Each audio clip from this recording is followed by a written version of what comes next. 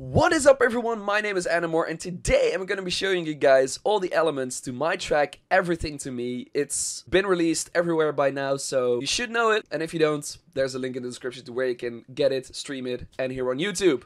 So there's no time to waste, let's get started with the drums. One of the most important parts of a drum and bass track are of course the drums. Without drum and bass, there is no drum and bass. So it's a very simple loop that I have created here. It's very simple, so you can follow along very easily. This is what it sounds like. And there are two main elements. There is the drum rack, which is using a kick drum that comes standard with FL Studio 12 and every version above it. It's the kick drum that's used in one of the demo projects, the dance song, what was it called? I don't remember. But it should be in the files of FL Studio if you have, of course, FL Studio 12.1 or newer. And otherwise just use a generic kick drum. It's basically the kick drum with some mastering done to it. It's a Maximus preset. Some compression, some frequencies were boosted to make it more prevalent in the kick. The snare drum is from Vengeance Essential Club Sounds 2. It's snare drum 27, which also has the same effect as the kick. Punchy Drums 2 preset from Maximus. And some reverb, which is a thing in that you do to snares.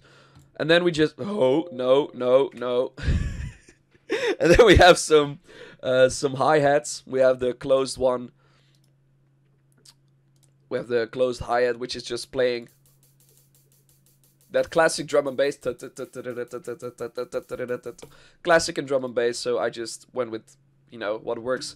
And then we have an open hi-hat, which is meant to accentuate the kick. Normally you would use a ride, but a ride can stretch really long and have a really long echo to it, and I just wanted to keep it short, have some highs on the kick and just move along. And the next one is a sample, which is from this song. I just sampled the beat, but I really like it, so I just use it for almost every drum and bass track that I make. It's just the most generic drum and bass beat you'll ever hear. That's the beat. That's it. That's the drums. Moving on to the bass. So for the bass, that's one of the most important parts of drum and bass, because drum and bass, it's in the name of the fucking genre. I used two sounds. I used a modified Serum preset from a hardstyle sample pack. This is one of those presets that is just an offbeat bass, and it's done using LFOs instead of a sample.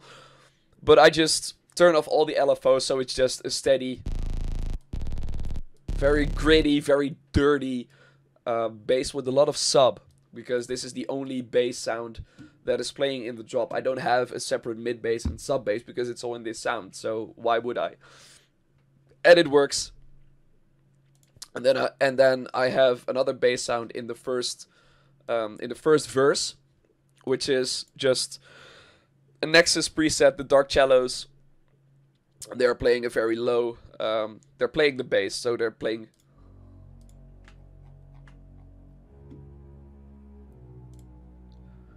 And these are mixed in stereo, actually. They're very narrow, but they're stereo, so, which is usually a cardinal sin of music production, but if you use a stringed element for bass, you can use stereo, so that's not really a problem. Well, mixed track is this on 7.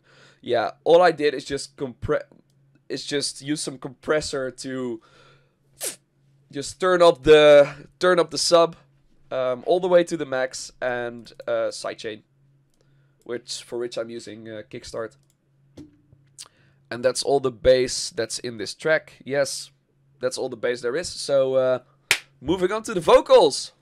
And before we continue, I just want to let you know that this song is available right now in uncompressed audio quality on my Bandcamp store.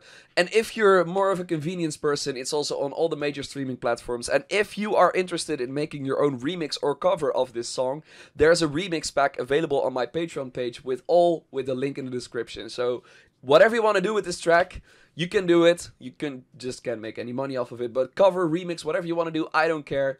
Do whatever you want with it. So go down to the description, there are some links, click them. And let's continue with the video. Okay, so the vocals, they have been very heavily processed. I'm just gonna play them first with all processing, and then I'm gonna show you what I did to manipulate them.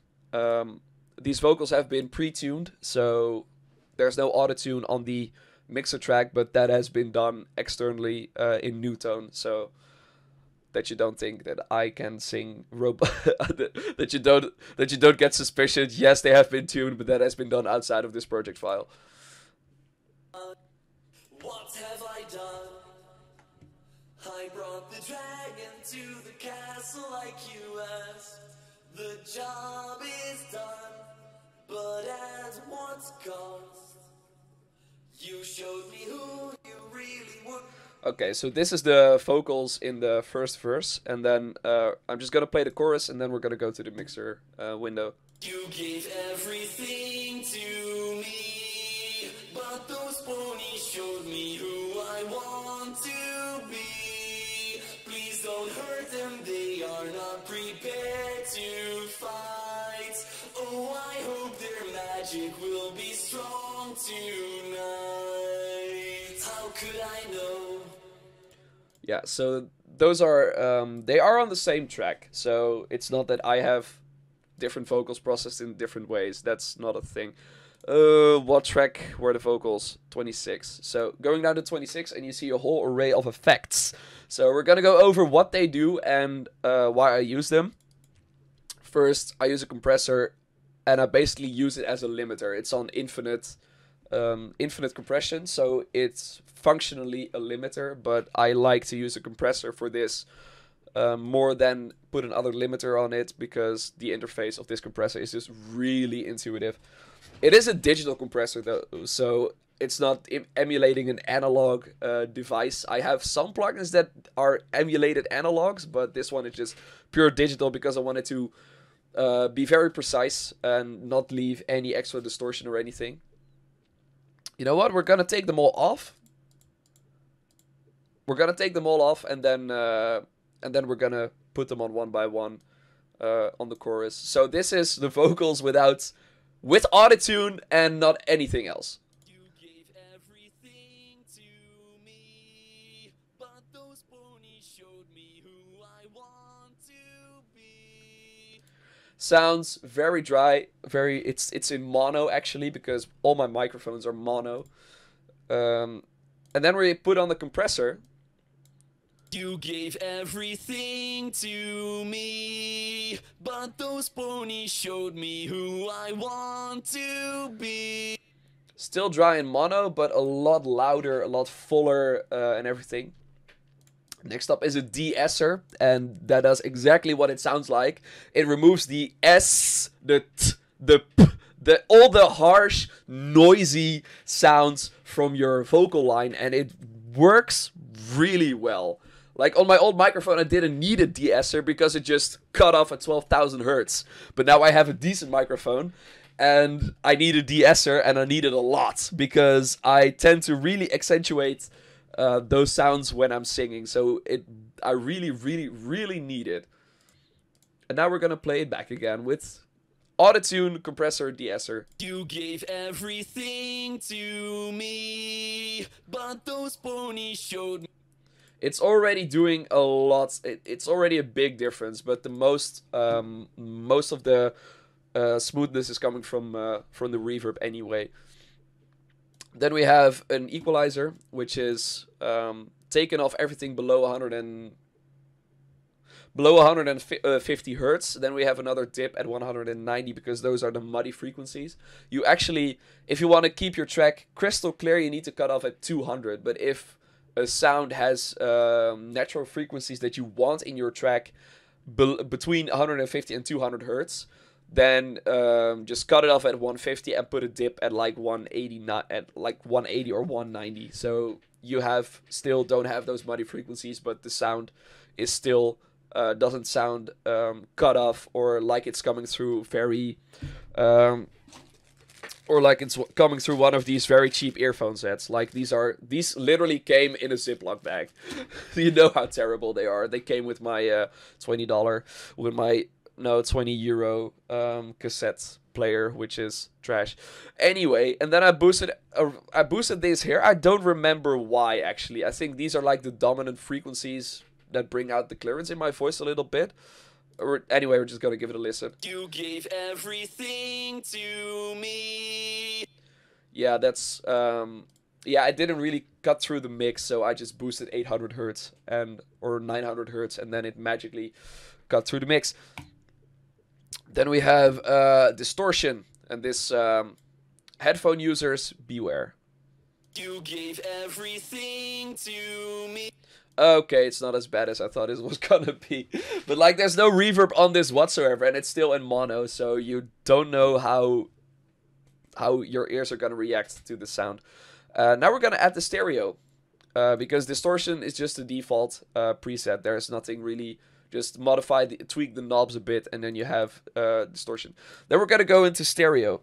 Now, what I did, I turned mono into stereo by splitting the waveform. Like we have, this is mono, and then I split the waveforms, and I did what you do basically is this.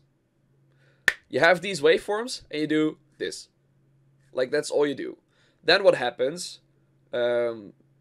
And then it does some magic to playing waveforms, like the left waveform gets played on the left ear, but also a tiny bit on the right, and the right waveform gets played on the right mostly, and a tiny bit on the left, and it does some magic with tweaking the phase variation and everything. I don't really know, I can't really explain how it works, but that's what it kind of does. It just takes these forms, does this, puts some magic, you have stereo sound. Like it, we're just gonna listen to it. You gave everything to me. That is wide as fuck. That is how you turn mono into stereo, and that is how I process my vocals. This is like the very basic processing. I can go in depth with, like adding a phaser on certain parts, which I didn't do for this song, by the way. So this is how I process my vocals. A lot of effects, like a lot. But this is what almost everyone does, by the way. So if you're put off by this, like, oh my god, Anamore uses autotune.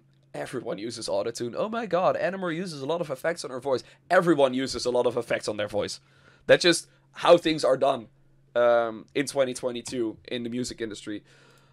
Anyway, we're moving on to the chords because this is taking way too long. Okay, so chords and stuff, and chord elements and instruments, and oh boy, this is going to be a long segment. Anyway, let's get started. We're starting off with the piano, actually. This is the first melody that I wrote for this song.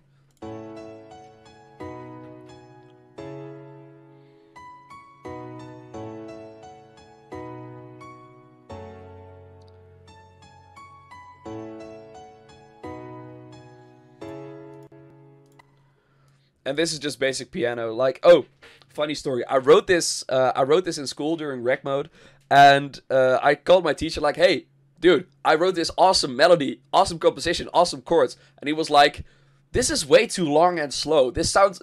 You want to use this in drum and bass? This is like that's gonna be a ballad with a drum and bass beat." And it was meant as criticism, but that was the exact concept of this song. It is a ballad with a drum and bass beat. So that's pretty funny, I guess. But yeah, this is the first thing I wrote. This is what started this whole song. I was just experimenting with some chords, and then I came up with the melody, and I was like, wait, I can make this about Misty, because it's in Dorian, so it's not entirely sad and dark, and there's still some hope, which is basically Misty, because, like, she is being groomed into evil by Opaline, but we all know that that's not how she's gonna turn out. And there's still hope for her, which is perfect with the Dorian scale, because the Dorian scale is not entirely dark, and there's still a little bit of hope left in everything, and here we are. Anyway, so it's just a piano. I don't really know if I did something. No, there are no further effects. This is just a piano, nothing. Well, it's a synthetic piano, but there's nothing, no extra manipulation done to it whatsoever. So that's cool, I guess. And then we have the same chords for the chorus played by a violin. This is a free plugin, by the way. Sonatina Violin. Wait, where you are? Right here. This is a free VST. You can just Google it, Sonatina Violin, download. This is the free version. It's free. You can get it. And it's fucking awesome because it sounds like this.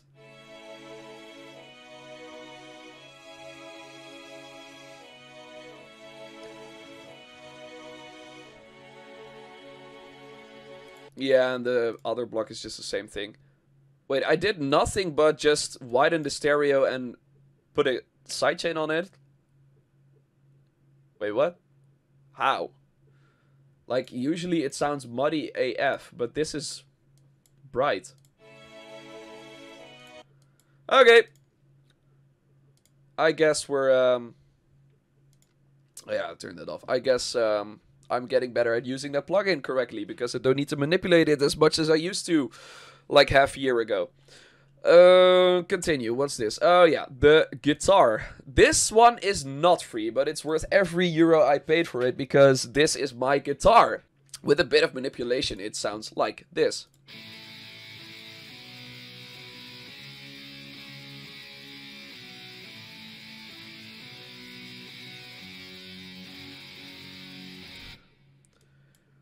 Anyway, like, on its own, it doesn't sound 100% realistic and convincible, but especially when it plays together with like a violin, a synthesizer, vocals, you don't really hear the difference between this and a real guitar. And this isn't even optimally used. Like, you can make it sound 100% realistic if you know what to do and put the time in. And I'm still working on that. And I got a message. I'm still working on that, so it will get more realistic as time goes, which is why I'm just using it as a chord instrument together with other instruments. And that is the choir, which is playing in the first verse and in the intro.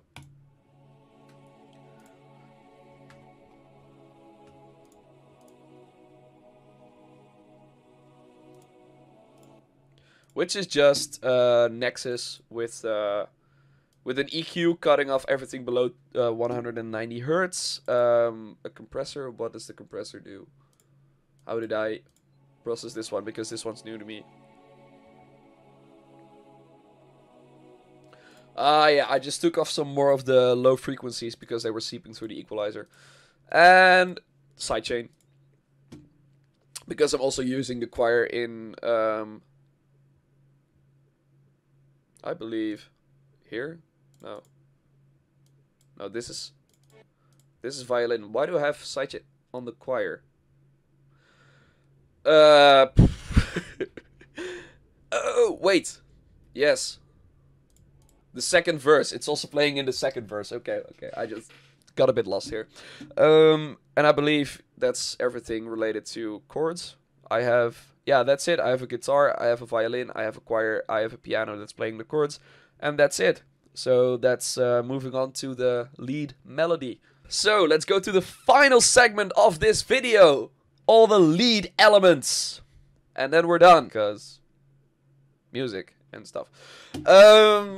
Yeah, so I am going to show all the arpeggios are part of the lead, by the way, even though they technically play together with the chords. So this is the intro arpeggio, which is a palm muted guitar from the same plugin. Yeah, I'm just gonna play it.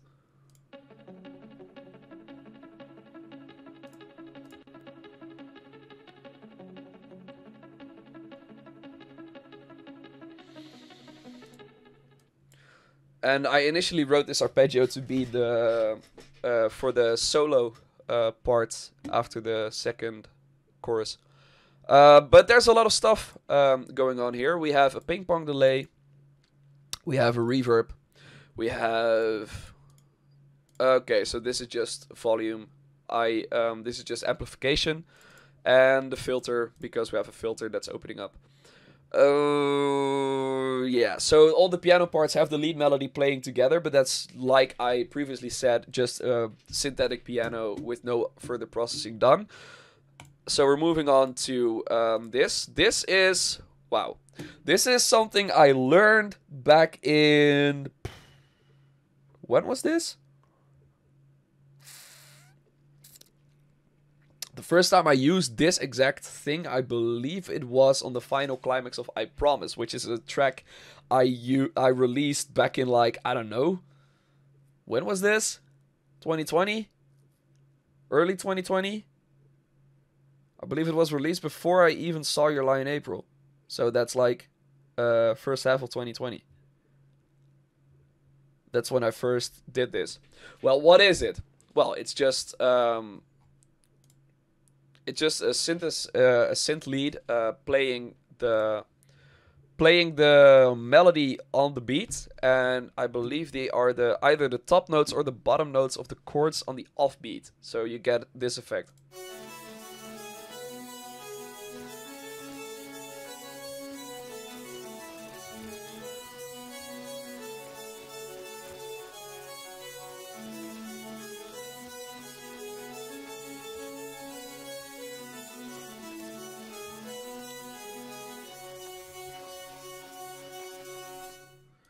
Yeah, so I started doing this because I like a bit of dissonance in my music.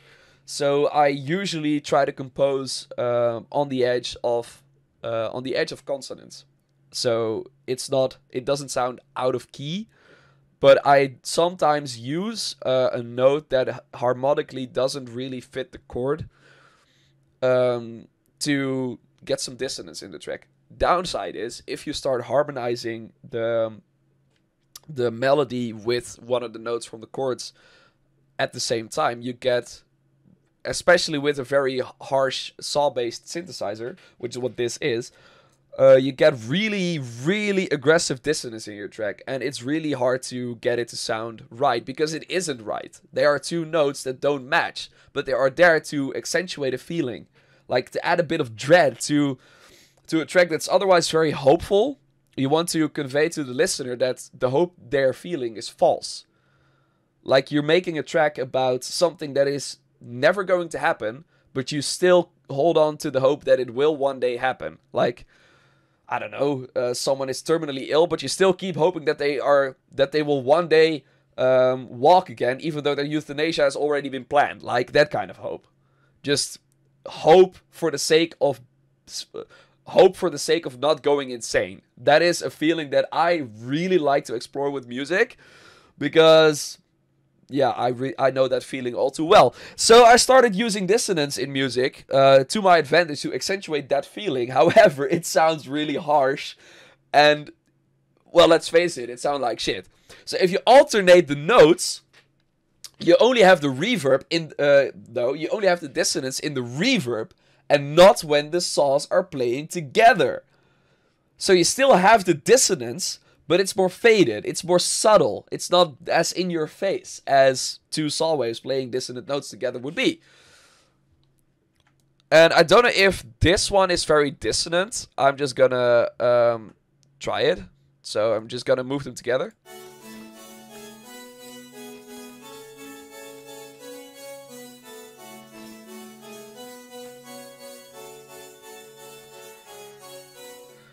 This immediately sounds like something played at a funeral. No, but I didn't really need it in here, but I really like how how this works with drum and bass, because you can't use this exact trick on every genre. You can't use it on a very slow track, because then it's gonna be too slow. It has to alternate.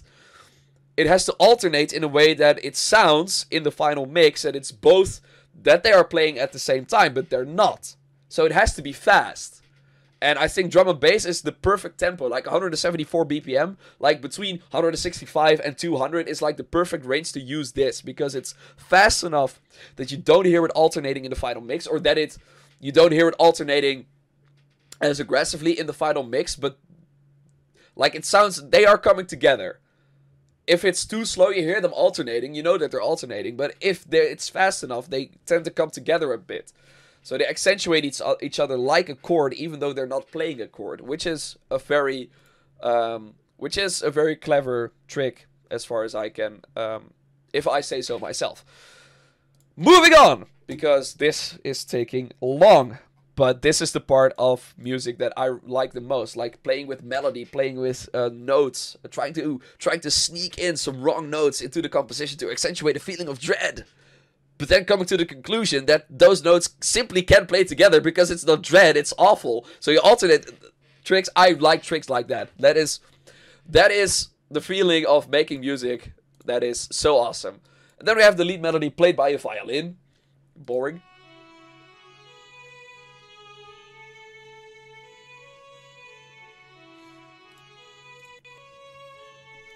Yeah, we all know what a violin sounds like. It's just a solo violin with some reverb, and everything below 205 hertz cut off.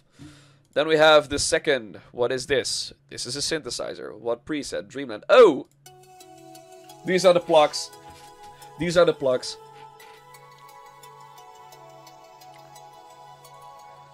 And at first I also had a duduk play in the climax. But the duduk has a very narrow range of notes it can play. And so I first wrote this melody a bit lower with the chords. Because every scale has the... if your melody doesn't go up and down too much, you can play it on two places in the same key. And I first composed it lower in the key.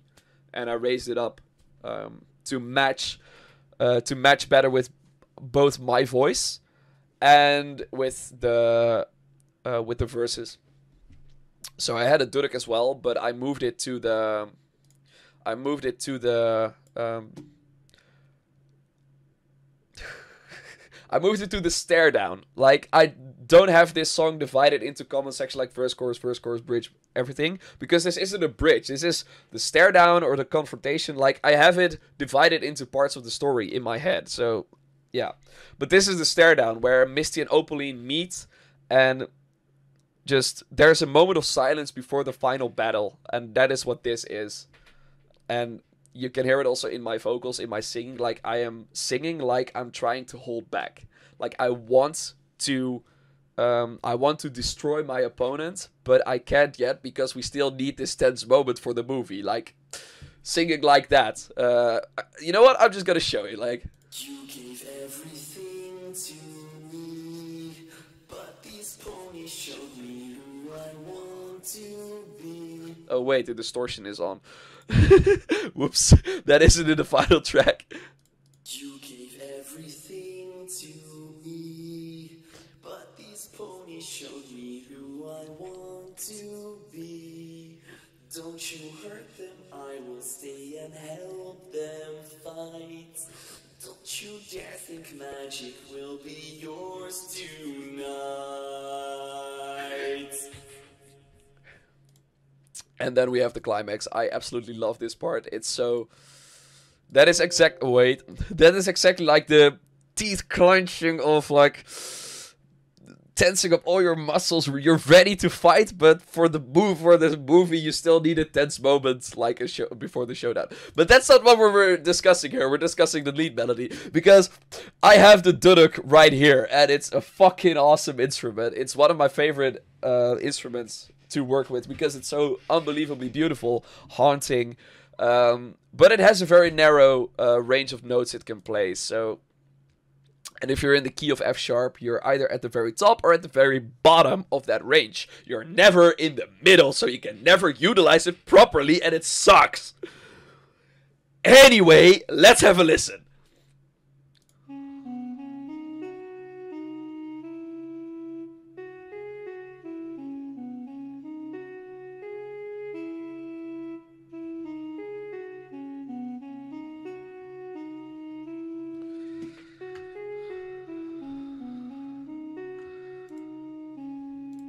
Wait, does this one humanize automatically?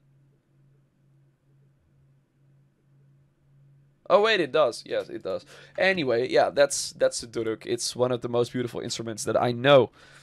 And this is actually Engine 2 and Desert Winds. It's actually the very first VST that I bought because I wanted this sound. I bought it like back in, I don't know, late 2017 or something, like early 2018. I've had this one for a while and I've used it quite a lot. And I really, really, really like it. It's one of my favorite sounds. So I always try to shoehorn this into whatever track I am producing because I really love how it sounds. And yeah, so the final thing, the solo arpeggio, we have the house piano.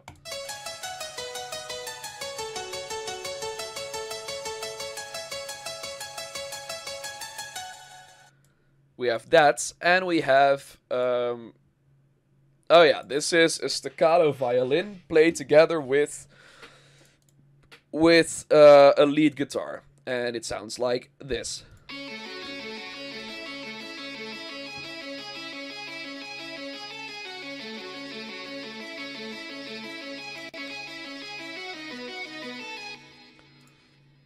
Yeah, so that's what it sounds like. And these are all the elements of the track. So if you like this video, leave a like, subscribe, hit the bell, leave a comment, and I'm gonna see you guys in the next one. Goodbye.